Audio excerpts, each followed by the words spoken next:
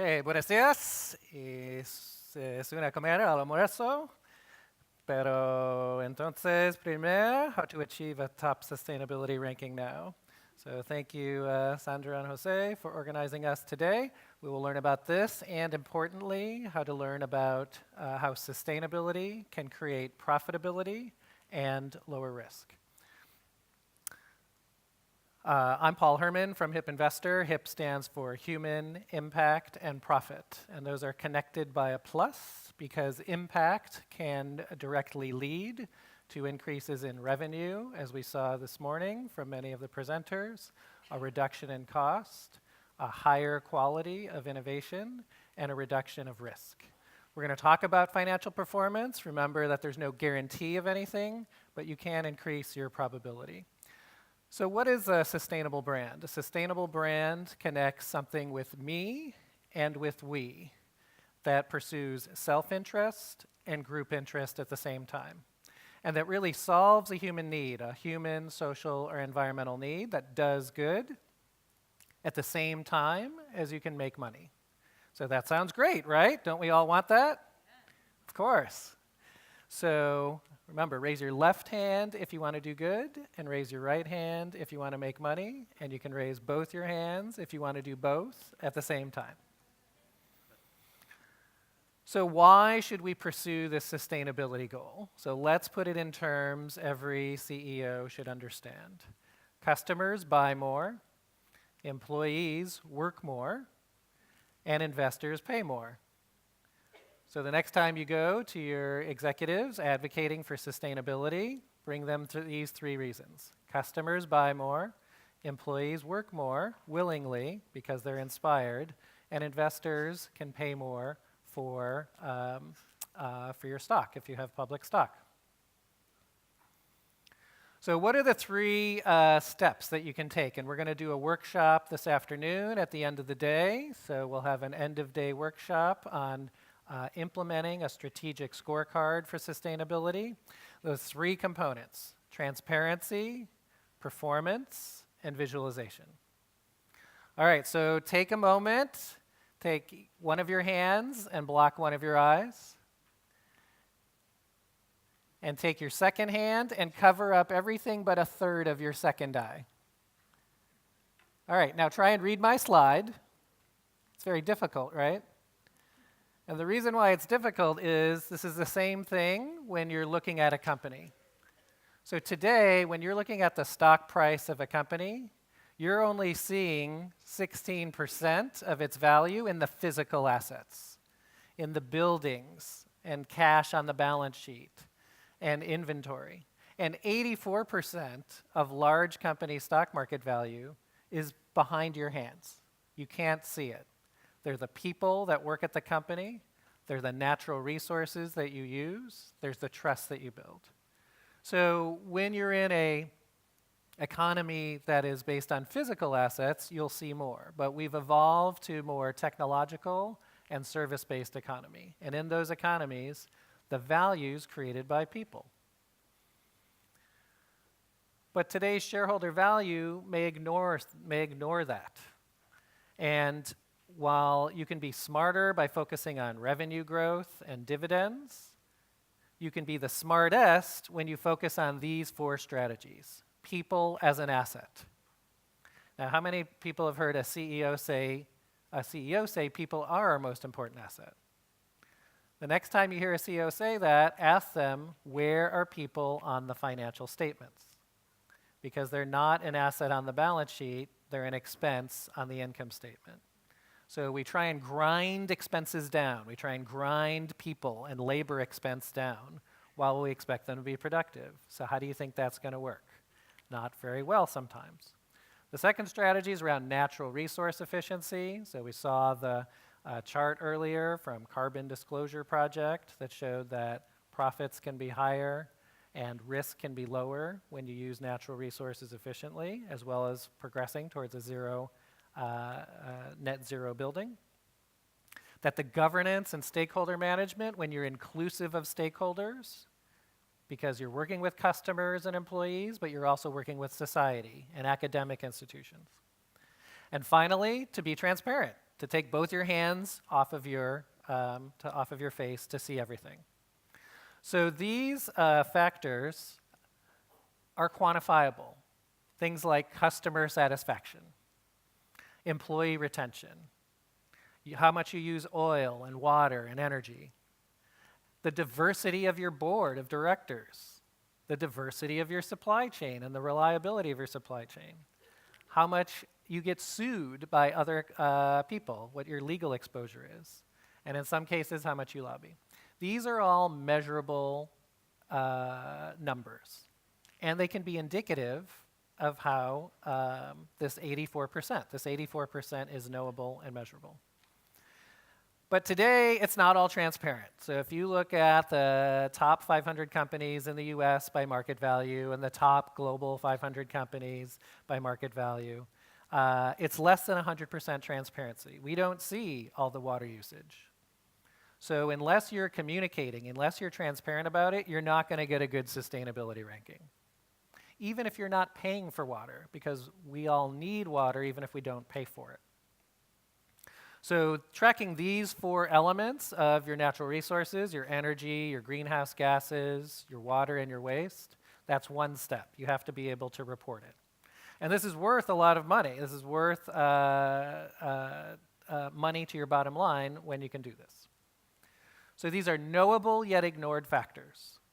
And the step number 1 is to be transparent because they're not on the financial statements in an explicit way. So step number 2 is performance. So 1, be transparent about what you're doing and how you're doing it so that investors can value your company, employees can come work for your company, and customers, as we saw before, 3/4 of customers want this information. So what do you actually do? There's more than 20 sustainability rating systems globally. You can pick any one of these or all of these. If you're a chief sustainability officer, you probably get surveys from many of these sustainability rankings providers. They come everywhere from the Dow Jones Sustainability Index to the FTSE4Good. There's something called GRI, Global Reporting Initiative, which is how to collect as much information as possible. HIP Investor has ratings that we do as well. Those feed into the Newsweek green rankings we'll talk about. And so there's many forms of sustainability rankings. And what they're looking at, we'll give you a deep dive into one because the latest version of the green rankings are going to come out in June from Newsweek. These cover both the 500 largest global firms and the 500 in the US. So here's last year's top 500 rankings. You see a mix of countries. We mentioned British Telecom before, looking at net good, going from 3 to 1. They're at number 10. Unilever, who's seeing double the revenue growth from sustainable products, at number 7. You see Reckitt Benckiser as number 4 in the UK, is really embedding sustainability in their products. Then top is Biogen, company in the US in biotech. So here's the formula for the Newsweek Green Rankings. It's transparent, so you know what it is. There's 4 environmental efficiencies around waste and water and energy and greenhouse gases. So how do you get the highest score? First of all, you have to declare how you're using it. And second of all, you have to be efficient about how you're using it. How productive are you at making your products? On the bottom is something called sustainability governance. Are you linking the pay of your executives to sustainability? And so we heard from Lego this morning that 20% of the pay are linked to environmental. But that is not very prevalent today. Do you have a sustainability board committee, a committee on the board of directors? And are your environmental metrics audited? We audit our financials, but not all of our environmental metrics are audited. And then there's something called the Green Revenue Score. And so this was new last year. So we actually, in doing outreach to almost 1,000 companies, some of the feedback came back and said, oh, I thought sustainability was about operational efficiency, not about the products I produce. I almost dropped the phone when I heard this. What do you mean about the products you produce? That's the value that you provide to society. So we'll go through examples of each of these so you can see what these are. So Coca-Cola, who's here as a sponsor of sustainable brands, they've been driving down their water use. So next time you pick up a soda, Coca-Cola, you're not only drinking the 1 unit of water that's in that bottle, you're drinking a whole nother unit of water that was used to make that. Now that's come down from just under 3 to just over 2 over the past 10 years. So this is positive progress, and Coke is looking at how to continue to drive that to just being the water in the bottle over time. Now, sustainable revenues, what does this mean? So we know the brand Toyota. Toyota sells the Prius and the Lexus. Those are hybrid vehicles, and they're working on more electric and even hydrogen fuel vehicles. Now, most companies do not report their revenue based on their environmental usage. Toyota actually does. It has about 63% global market share of hybrid engines. They licensed it to Ford, so Ford could use it in its vehicles. But a company like Nissan does not report this. So even though the Nissan Leaf is an electric car, we don't exactly know what proportion of revenue that is. As we talked about with Unilever, the sustainable portions of your revenue are growing faster than the unsustainable ones, generally. So if you want to convince your CEO to invest in the higher growth parts of the business, we need to track the products by how they're being environmentally efficient or not. And a way to help focus the executives in doing this is to not only attach the CEO pay, but the pay of the chief financial officer, the chief operating officer, and the board. So Unilever is one of the companies that does this across several, tying greenhouse gas reductions to executive pay. We talked about Lego this morning, we saw, and BASF, or BASF, also links it to environmental reductions, greenhouse gas reductions, and energy reductions. So when people get paid more for being more efficient, they pay more attention.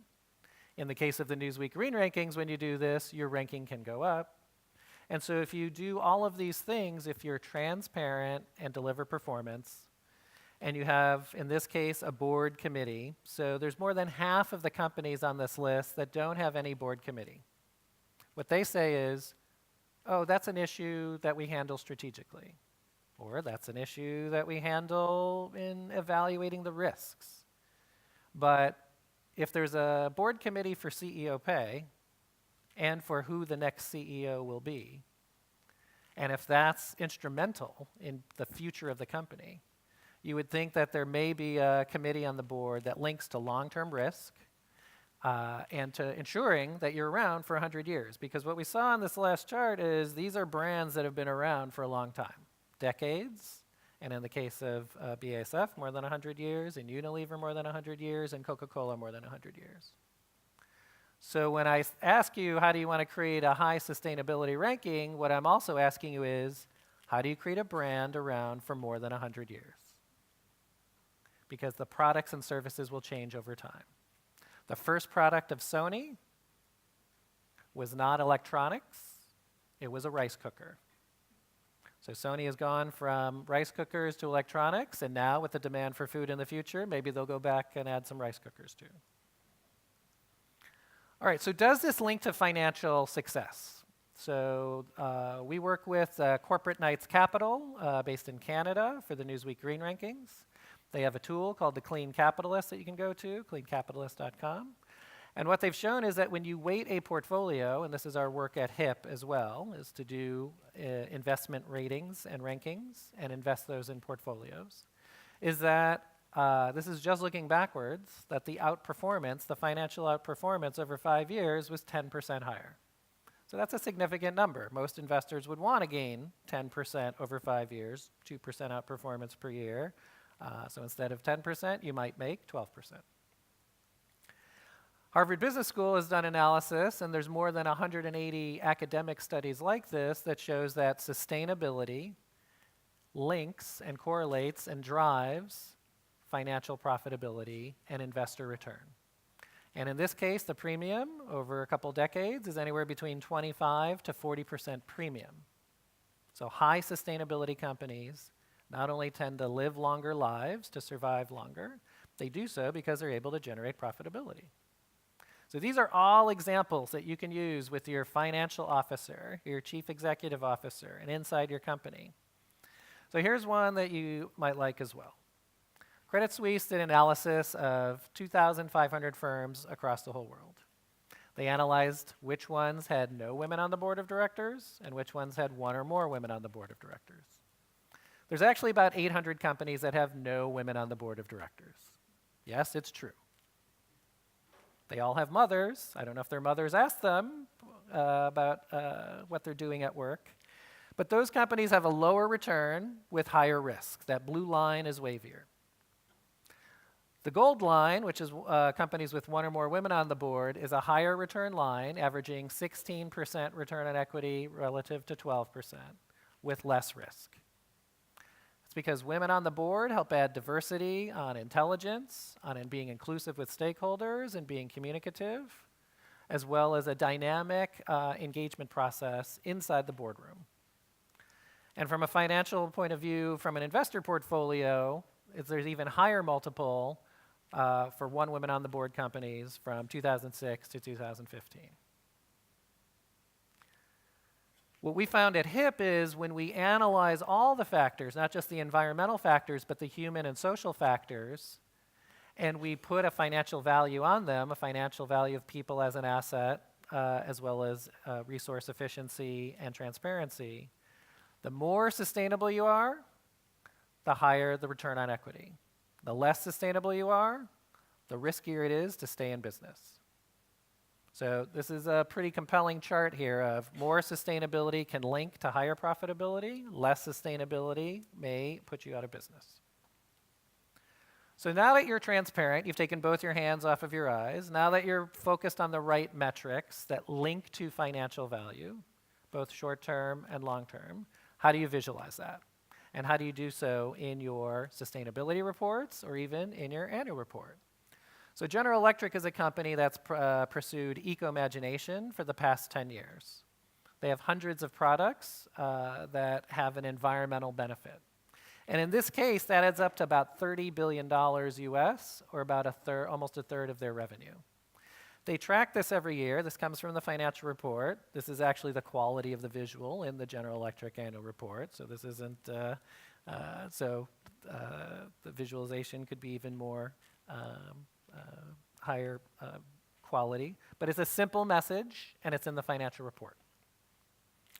At BASF, as we saw just right before I spoke, they're tracking the sustainability at the individual product level and rolling that up. This is unique in the world. There are less than about 20 companies that do this type of analysis and are transparent around it. So this is a leading best practice in how to communicate where your revenues are. And that 26.6% have high or increasing sustainability, another 70% have minimum sustainability, and these challenged in the bottom, these single digits, 2 to 3%, those are products that they may divest over time.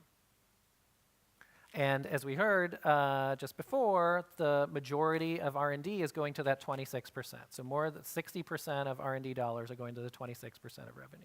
So they're increasing access. Now, there's a company called Kering here in Europe that's a holding company. It includes the Puma shoe company. They developed something with Pricewaterhouse called the Environmental Profit and Loss Statement. Originally, it was done just inside Puma and then rolled out. And they look at this across the whole supply chain, Tier 1, Tier 2, Tier 3, Tier 4. So if you go to the website of Kering, K-E-R-I-N-G, you can click on any one of these bubbles, and it will describe what they're doing in terms of land use, in terms of greenhouse gas reduction, and in terms of water consumption. So it's an interactive website that is a static page here. Now, I'm going to lay out a challenge for you. I've done this at Sustainable Brands in the past. I've been fortunate to be able to present at many of the Sustainable Brands conferences, including the New Metrics of Sustainable Business, which has a whole conference on metrics and how it links to profitability. And so this is a company, Infosys. It's an investment technology, information technology company based in India, but operating globally. And what they've done is they've actually put a financial value as an asset of people. And as you can see, for a technology-based company, the market value is almost predicted by the amount of the asset value from the people. So I encourage you to look at this. They've been transparent and published it since 1998. And so the book value that accountants would say the company is worth is exceeded by its human capital value, a much better predictor. Also, if you look in 2008, 2009, when the market went down, when the market value went down, the people value went up. And so what Infosys did is, as its competitors were laying off people, they were acquiring them. Infosys was acquiring its competitors' talent. And so when the market recovered, the market value jumped above that asset value. So if you work for a best company to work for, you can check out Best Companies to Work For. It's published by Fortune magazine. Those companies also outperform.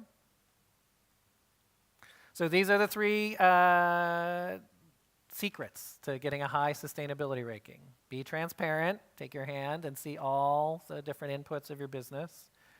Pursue high performance on the right metrics that also drive profitability, and then visualize it and report it. So you can read more about this in the book that we've written. It's in 26 universities called The Hip Investor. I encourage you to check it out. You could use it as a tool in your business. And it's also in 75 global libraries. So if you want to get it for free, you can get it there. And it really connects sustainability to profitability. So you can do good and make money. So we'll have a workshop on this to dig even deeper this afternoon. Andrew Winston's going to join, and so encourage you to check out that or one of the other workshops. Thanks very much.